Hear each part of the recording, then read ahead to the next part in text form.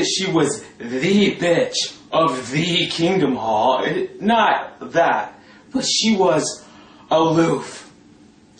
I think you guys know the type. Their dad is an elder, their uncles are elder, they're high and mighty. They're higher on the ladder than you are, on the corporate ladder.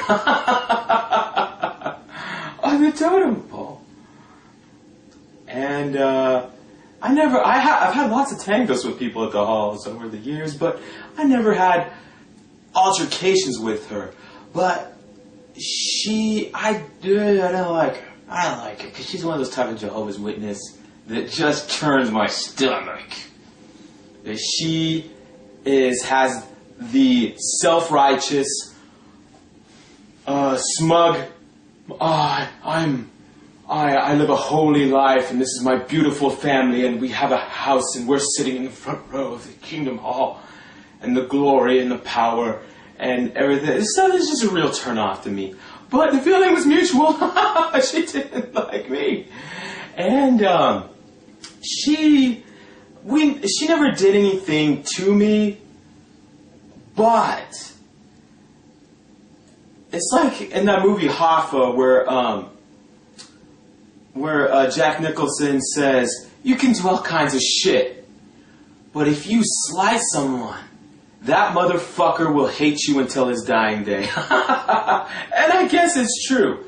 That people, you call me names, call me whatever, but what hurts is when someone doesn't even think that you're worth having the, they just give you that, look, or when you say something, they're just like, or they just avoid you. They don't want to talk to you. They don't want to anything like that. What you guys know? You guys been to the Kingdom Hall. You know what I'm talking about. You know the type I'm talking about. The self-righteous women at the Kingdom Hall. She was about 8 years older than me, but her and her husband, they had a couple of kids. They had the storybook life and everything. Her husband actually didn't have a job at the time, though, because he had seizures. You know, he's an alright guy. He had a job working for the city, but because of his seizures, he couldn't work anymore. But she made a lot of money. She got paid like $65,000 or something, or like that in salary, and she was a secretary. And the question being, was she fucking whoever her boss was? Oh, of course she was! You guys are Jehovah's Witnesses, you know how this story goes. Oh, of course she fucked your boss. She probably shagged him 1,000 times. They probably fucked twice a day. She was a Jehovah's Witness, of course. But eventually her husband did find out, and it didn't go over too well. They got a divorce. He divorced her because, and even though she was one of the Rolling Stones, the Holy Rollers, at the time, once you get caught with your hand in the cookie jar and there's no out for you, you get disfellowshipped. They don't like you anymore. All your friends are gone. They don't fucking like you anymore. And that's what happened to her. Could happen to a nicer person. But, her husband found out, they divorced, she lost all her family, her friends, she was disgraced, became almost a pariah, a social pariah, if your social network is Jehovah's Witnesses. But here's the best part of the story. One weekend morning, I had been in the plaza doing this and that, doing whatnot, and lo and behold,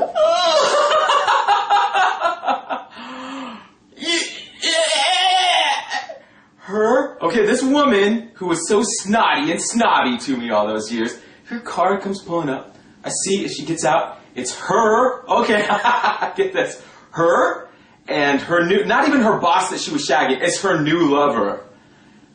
whoever this guy is, they get out of the car, and they got her stepkids or whatever with them, and it's a long walk down this parking lot here. I'm coming straight at them, and okay, you guys are watching me on a TV screen. Now imagine a real me in real life coming at you.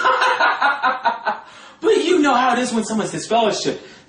They're like, it's a very awkward thing when you pass by them anywhere. Now imagine you're passing by me. And there's no more rules anymore. The rules from the Kingdom Hall don't apply anymore. So I can say whatever the fuck I want. Oh, you guys know where this is going. You know where this is going, don't you? Oh! Because I love making scenes. This is what I live for. So yeah, she's walking down this parking lot. This snob, this bitch. This, oh my God. Oh, I live for stuff like this. Oh! She, come walking. There's nowhere to go. She's coming straight toward me. She sees me. She realizes who I am. Someone that she had been not very nice to for a lot of years. So they're coming. They're walking. She's uncomfortable. You can see it. I'm coming straight towards her. And when she gets about 3 feet away from me, walking briskly, she lifts up her eyes like this. And I look up, and I smile, and I say, hi. And I look over at her husband, or lover, whoever he is, and I say, good morning. And I walk to my car. I get in. They walk into the plaza. I drive away. And we get into the good part of the story. About 5-6 days later, she tracks me down. And she looked me up. She found out where I was. And she popped her head in the door to say hi. Whomsoever believed in his name would be saved, but Jehovah's Witnesses say, no, they won't. Jehovah's Witness religion will not win this war. They will lose, I promise you.